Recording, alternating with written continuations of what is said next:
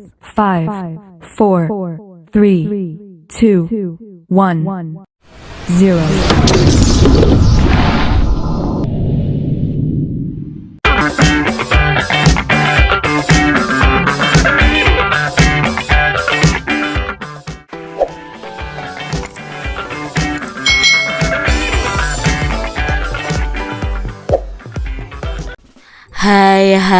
Hai, selamat datang di channel YouTube Kak Citra. Apa kabar adik-adik semuanya? Kak Citra berharap kalian dalam keadaan yang baik, sehat, dan siap untuk belajar ya. Hari ini kita akan belajar bersama-sama untuk mata pelajaran tematik kelas 6. Kita belajar di tema 8, Bumiku, subtema 2, Bumiku dan musimnya, pembelajaran yang kedua. Mari adik-adik kita belajar dengan penuh semangat ya.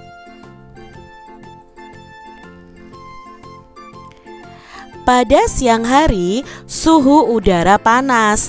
Akibatnya kaca jendela akan memuai. Namun pada malam hari, suhu akan menurun.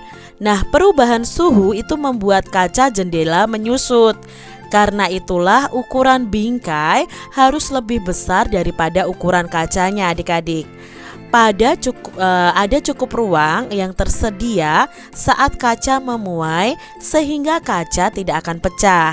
Nah, pada musim kemarau, malam hari itu tampak cerah. Cobalah kalian pergi keluar teras rumah kalian saat bulan purnama dan pandangilah bulan. Bagaimana bentuk bulan? Nah, bulan itu akan tampak bulat ketika purnama adik-adik. Apakah menurut kalian bulan itu bergerak? Nah, bulan itu bergerak pada porosnya, jadi dia akan berputar pada porosnya. Tetapi di sini bulan juga akan bergerak mengelilingi bumi. Apakah menurut adik-adik itu bulan memiliki cahaya sendiri? Kan bulan itu bersinar Kak Citra, berarti memiliki cahaya sendiri dong. Nah, bulan itu tidak memiliki cahaya sendiri adik-adik. Bulan ini hanya memantulkan cahaya matahari, sehingga pada malam hari bulan itu terlihat bercahaya. Apakah menurut adik-adik bulan itu berputar? Ya, bulan itu berputar pada porosnya. Apa yang dikelilingi bulan? Nah, bulan ini mengelilingi bumi. Itu pengetahuan awal yang perlu kalian ketahui adik-adik. Amatilah gambar berikut ini. Nah, ini adik-adik ya. Nanti bumi ini akan berputar mengelilingi matahari. Sedangkan bumi sendiri juga berputar pada porosnya. Nah, bumi ini memiliki satelit yang namanya adalah bulan. Bulan ini akan terus mengikuti bumi adik-adik dan berputar mengelilingi bumi. Dan di sini bulan pun juga berputar sendiri pada porosnya. Nah, ini adalah arah rotasi bumi ya. Di sini bulan juga ikut memutari bumi adik-adik. Apa yang dapat kamu simpulkan dari gerak bulan itu? Nah, bulan ini melakukan 3 gerakan putaran sekaligus. Jadi yang pertama, bulan itu berputar pada porosnya atau disebut dengan rotasi. Lalu bulan itu berputar mengitari bumi atau yang disebut dengan revolusi. Dan bulan bersama bumi akan mengitari matahari atau akan berputar mengelilingi matahari juga. Jadi ada 3 gerakan putaran yang dilakukan oleh bulan. Bulan itu berotasi pada porosnya adik-adik. Bulan juga berevolusi mengelilingi bumi. Bulan selalu bersama bumi sehingga disebut sebagai satelit bumi. Bulan bersama bumi akan mengelilingi matahari. Nah, bulan ini tidak memiliki cahaya sendiri. Cahaya bulan itu berasal dari pantulan sinar matahari. Adik-adik, apakah bentuk bulan akan sama setiap harinya? Amati gambar dan lakukan percobaan untuk membuktikannya. Nah, di sini kalian amati, ini adalah bumi dan ini bulan yang terus berputar mengelilingi bumi kita. Nah, kalian lihat di sini, bulannya akan tampak berbeda-beda. Kalau di sini mungkin bulan penuh, di sini bulan sabit, di sini bulan sebagian, dan lain sebagainya, adik-adik. Bentuklah kelompok kerja yang terdiri dari 4 anak nih. Nah, bersama kelompokmu ini kalian bisa melakukan percobaan untuk menguji kenampakan bulan purnama. Nah, sebelum melakukan percobaan, bacalah terlebih dahulu tata tertib sebelum melakukan percobaan. Lalu persiapkan bahan dan alatnya secara lengkap dan ikuti petunjuk pelaksanaan percobaan. Di sini ada tata tertib saat melakukan percobaan. Kalau biasanya kalian melakukan percobaan di laboratorium, adik-adik, kalian pertama harus memakai pakaian laboratorium. Nah, kalau di sekolah kalian ada ya adik-adik ya, ada laboratoriumnya, itu biasanya wajib memakai pakaian laboratorium. Nah, saat melakukan percobaan dengan bahan kimia, itu harus mengenakan baju lab, mengenakan sarung tangan, masker, dan sebagainya agar tidak terkena baju atau kulit. Nah, saat menggunakan peralatan yang panas, kalian harus mengenakan sarung tangan yang tebal supaya tidak terbakar. Lalu berikutnya tata tertib yang berhubungan dengan cegah kecelakaan. Nah, sebelum kalian melakukan percobaan, pelajari terlebih dahulu cara memadamkan api. Beri tanda semua alat dan zat yang berbahaya. Dalam situasi darurat, sebaiknya jangan terburu-buru. Selalu ketahui aturan keselamatan dengan baik. Nah, biasanya tata tertib ini ada di laboratorium percobaan, adik-adik. Lalu tata tertib berikutnya itu yang berhubungan dengan api dan listrik. Nah, untuk api, saat mengangkat benda panas demi keamanan, gunakan pinset atau penjepit atau sarung tangan. Nah, tutup material tertentu dengan sempurna dan jangan sampai terkena panas. Setelah menjauhkan benda yang mudah terbakar, baru boleh melakukan percobaan yang menggunakan api. Lalu tata tertib dalam penggunaan listrik nih. Jangan menyentuh peralatan listrik dengan tangan basah. Jangan menumpuk beberapa colokan ke satu stop kontak saja. Lalu jangan menyimpan bahan yang berisi air atau cairan di sekitar stop kontak. Berikutnya, tata tertib yang berhubungan dengan benda tajam. Bagian yang tajam harus menjauhi badan. Simpanlah peralatan yang mempunyai tutup dalam keadaan tertutup.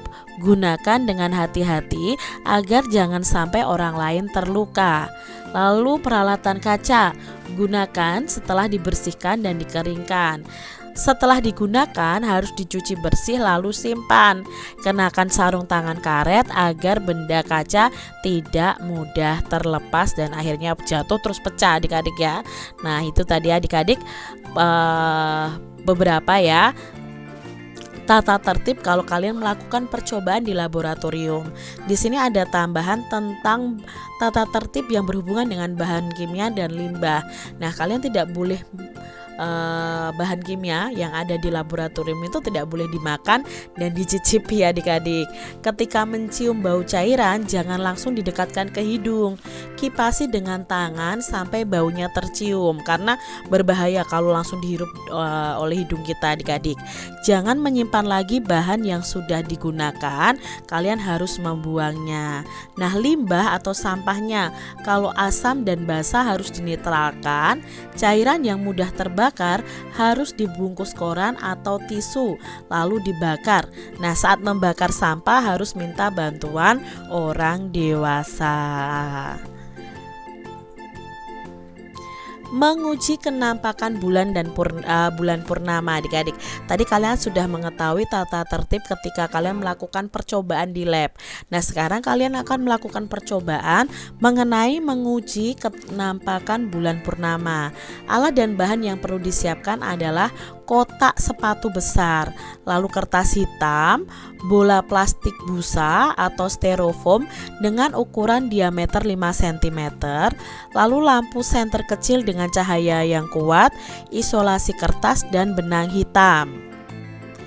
Berikutnya, langkah percobaannya, lapisi permukaan kotak sebagian bagian dalam ini dengan kertas hitam.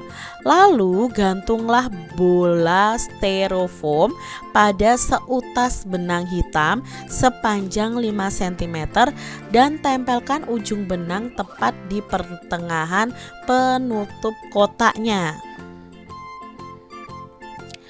Buatlah satu lubang yang sama besarnya dengan diameter lampu senter pada ujung kotak dan tutup rapat celah di antara lampu senter dan kotak dengan menggunakan isolasi kertas. Buatlah 5 lubang lagi, 5 lubang intip nih adik-adik pada sisi kotak. 4 lubang pada tiap sisi itu memanjang dan 1 lubang pada posisi yang miring atau lebih rendah dari lampu senter ini. Jadi ini ya adik-adik ya, 4 lubang ini, yang 1 lubang yang ini. Pasang penutup kotak bersama bola yang tergantung padanya di atas kotak dan rapatkan tepi-tepinya dengan menggunakan selotip kertas. Lalu nyalakan senter dan amati bola dengan mengintip melalui lubang-lubang intip dengan urutan seperti gambar. Nah, kalian bisa lihat nih adik-adik apa yang terjadi di dalam kardus ini.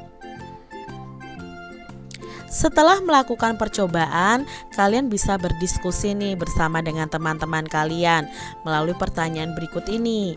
Apa yang kamu lihat ketika mengintip melalui lubang-lubang tersebut? Nah, yang terlihat adalah terjadinya perbedaan-perbedaan cahaya yang diterima oleh bola styrofoam tadi yang merupakan wujud bentuk dari fase-fase bulan. Coba kalian matikan lampu senternya. Apa yang terjadi?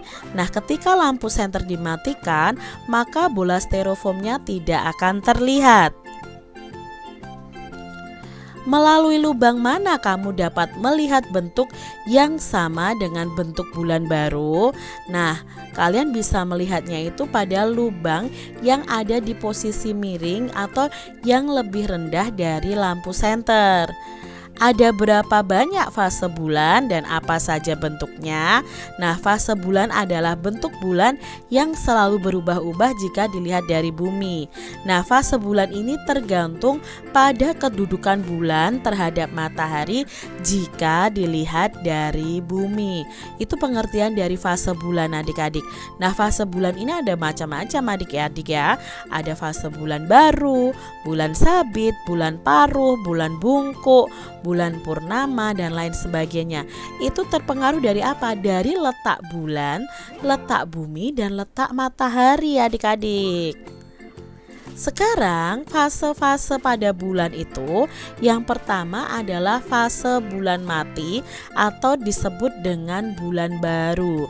Nah, pada fase ini permukaan bulan yang mendapat cahaya matahari malah membelakangi bumi sehingga bulan tidak terlihat dari bumi dengan mata telanjang. Ini pada hari yang pertama. Lalu berikutnya ada fase bulan sabit adik-adik. Itu mulai terlihat dari bumi dengan mata telanjang dan bentuknya akan menyerupai bentuk sabit. Nah, itu biasanya akan terjadi di hari keempat dan hari ke-25. Berikutnya ada fase bulan separuh ya. Nah, separuh permukaan bulan yang memantulkan cahaya matahari menghadap ke bumi.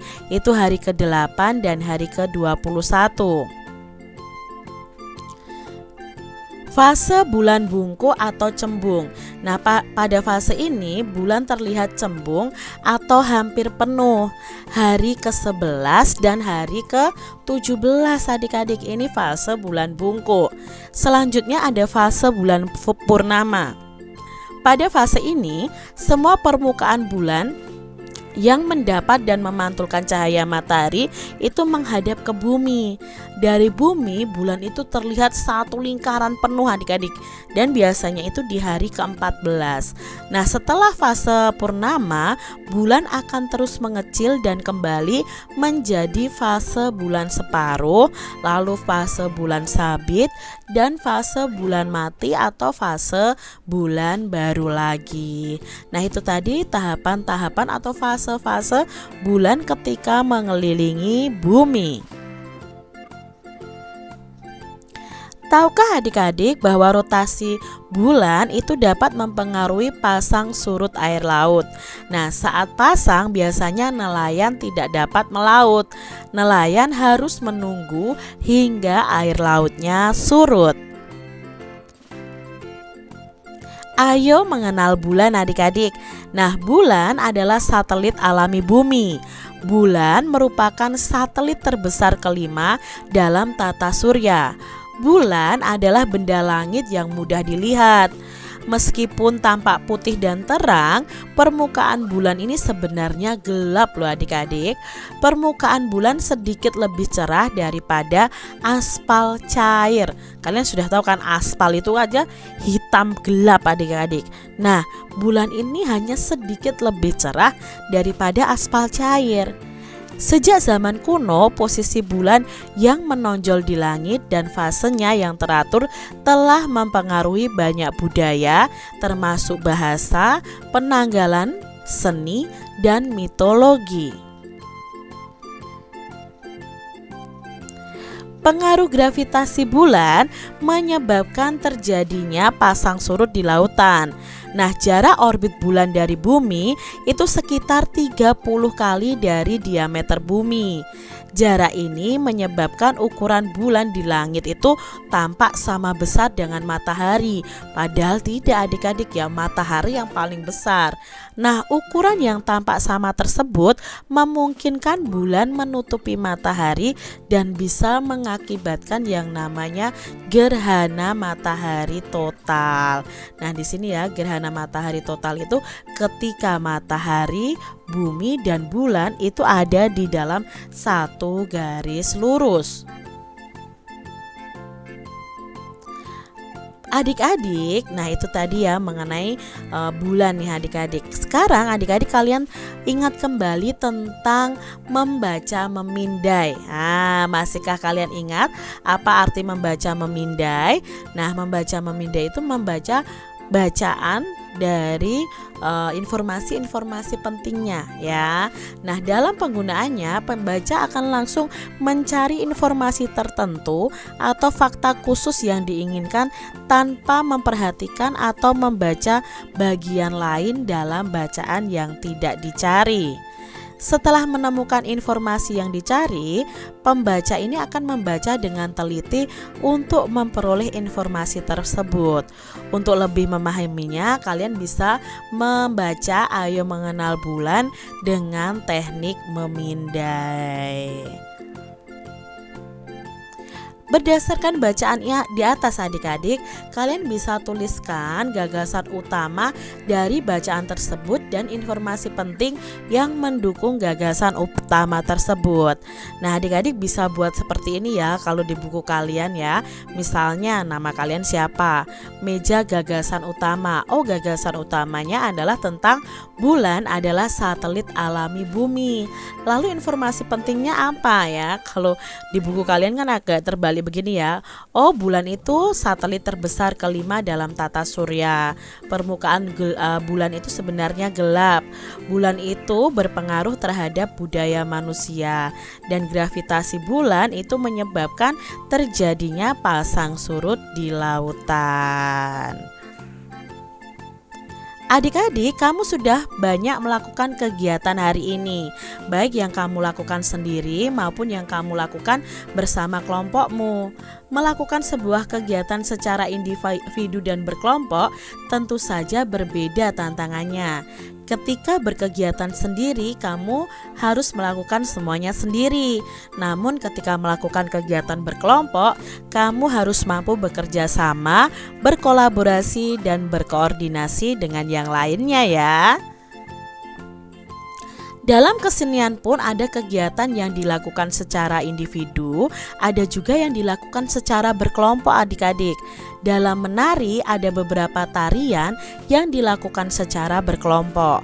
Ayo kita cari informasi tentang menari secara berkelompok. Nah, berikut ini ada 4 contoh tari yang dilakukan secara kelompok adik-adik. Tari yang pertama adalah tari Bedoyo Ketawang dari Surakarta atau Solo adik-adik. Nah, tari Bedoyo Ketawang ini merupakan tari sakral yang dipentaskan dalam Istana Kasunanan Surakarta, Jawa Tengah atau di Keraton Solo adik-adik. Pementasannya dilakukan 1 kali dalam 1 tahun. Ya, ketika upacara penobatan raja baru atau peringatan penobatan raja atau sunan. Ada juga yang menyebut tarian ini sebagai tarian langit karena tarian Bedoyo Ketawang ini diiringi dengan musik pokok bentuk ketawang atau Jawa yang berarti langit. Tari Bedoyo Ketawang ini merupakan tarian yang sakral, yang suci atau bersih karena memiliki persyaratan tertentu adik-adik. Selain itu juga menyangkut pemujaan dan persembahan kepada Sang Pencipta. Nah, tari Bedoyo Ketawang ini akan diperagakan oleh 9 orang penari wanita yang berbusana, lalu tata rias serta gerak tarian yang sama. Kualitas gerak halus cenderung lembut atau pelan dan diiringi seperangkat gamelan Jawa. Berikutnya ada tari serimpi dari Jawa Tengah. Nah, tari serimpi ini merupakan tari klasik yang berasal dari Jawa Tengah. Tari klasik sendiri mempunyai arti sebuah tarian yang telah mencapai kristalisasi keindahan yang tinggi dan sudah ada sejak zaman masyarakat dulu adik-adik ya, serta lahir dan tumbuh di kalangan istana. Tari serimpi yang sudah banyak dipentaskan ini memiliki gerak lemah gemulai yang menggambarkan kesopanan dan kehalusan budi. Kelemah lembutan ragam gerak yang ditunjukkan dari gerakan yang pelan serta anggun dengan diiringi suara musik gamelan. Nah, sejak zaman kuno tari serimpi ini sudah memiliki kedudukan yang istimewa di keraton-keraton Jawa dan tidak dapat disamakan dengan tari yang lain karena sifatnya sakral adik-adik. Dulu itu tari serimpi hanya boleh dipentaskan oleh orang-orang yang dipilih oleh keraton. Serimpi memiliki tingkat kesakralan yang sama dengan pusaka atau benda-benda yang melambangkan kekuasaan raja yang berasal dari zaman Jawa Hindu. Nah, meskipun sifatnya tidak sesakral tari Bedoyo. Berikutnya ada tari kelompok Pakarena dari Sulawesi Selatan. Nah, tari Pakarena ini merupakan tarian tradisional dari Sulawesi Selatan yang diiringi oleh alat musik 2 kepala drum atau gandrang dan sepasang instrumen alat semacam suling atau namanya puik-puik. Nah, tari Pakarena yang selama ini dimainkan oleh maestro tari Pakarena yaitu Macopong Daung Ranu, ini sudah almarhum. Di Kabupaten Goa terdapat jenis tari Pakarena lain yang berasal dari Kabupaten Kepulauan Selayar, yaitu tari Pakarena Gantarang. Alasan dinamakan tari Pakarena Gantarang ini karena tarian ini berasal dari sebuah perkampungan yang merupakan pusat kerajaan di Pulau Selayar pada masa yang lalu, yaitu Gantarang Lalang Bata. Nah, tarian yang dimainkan oleh 4 orang penari perempuan ini pertama kali ditampilkan pada abad ke-17, tepatnya pada tahun 1903 saat Pangali Pataraja dinobatkan sebagai raja di Gantarang Lalang Bata. Itu tadi ya tari Pakarena. Dan tari yang keempat adalah tari Gantar dari Kalimantan Timur. Menurut cerita yang ada, tari gantar ini ditarikan pada saat upacara adat tertentu adik-adik. Terdapat versi lain yang mengatakan bahwa tari gantar merupakan tarian yang dipentaskan pada saat upacara pesta tanam padi. Nah, properti yang digunakan adalah sebuah tongkat yang panjangnya kurang lebih 60 cm dan ujungnya itu dihiasi rumbai-rumbai. Tongkat panjang yang digunakan dalam menari ini berfungsi untuk melubangi tanah adik-adik. Bambu yang pendek digunakan untuk menaburkan benih padi pada lubangnya. Nah, pola gerak pada tari ini itu biasanya hentakan kaki yang menggambarkan cara menutup lubang pada tanah yang telah ditaburi benih padi. Berdasarkan informasi yang kalian peroleh dari contoh-contoh tarian tadi ya adik-adik ya. Nah, kalian sudah tahu ada tari-tarian yang berkelompok ya. Buatlah kartu informasi yang berisi tentang informasi penting dari tarian-tarian tersebut. Contohnya seperti ini adik-adik. Oh, tari Bedoyo Ketawang. Informasinya apa yang bisa kita ambil dari tari tersebut? Oh, yang pertama, tari Bedoyo Ketawang itu tarian sakral dari Keraton Solo. Pementasannya itu dilakukan ketika ada upacara penobatan Raja Baru. Nah, tari ini diiringi dengan musik pokok bentuk ketawang. Nah, untuk menarikan tari Bedoyo Ketawang ini memiliki persyaratan khusus. Tari ini tuh pemujaan dan persembahan kepada Sang Pencipta. Nah, tari Bedoyo Ketawang ini ditarikan oleh 9 orang penari wanita. Kualitas gerak halus, cenderung lembut atau pelan. Sedangkan tari Serimpi itu adalah tari klasik dari Jawa Tengah, mempunyai arti tarian kristalisasi keindahan yang tinggi. Tari Serimpi ini memiliki gerak yang lemah gemulai. Nah, gerakan itu menggambarkan kesopanan dan kehalusan budi. Tari Serimpi ini memiliki kedudukan yang istimewa di Keraton Jawa. Tari Serimpi ini bersifat sakral, setingkat kesakralannya dengan pusaka. Nah, tari Serimpi ini sifatnya tidak sesakral tari Bedoyo. Sedangkan untuk tari Pakarena itu berasal dari Sulawesi Selatan. Tari Pakarena ini diiringi 2 kepala drum dan sepasang suling adik-adik. Tari Pakarena itu dimainkan oleh Macopong dan Ranu atau ini sudah almarhum ya di Kabupaten Goa. Nah, tari Pakarena Gantarang itu berasal dari Kabupaten Kepulauan Selayar. Nah, tari Pakarena Gantarang ini berasal dari Kerajaan Gantarang Lalang Bata.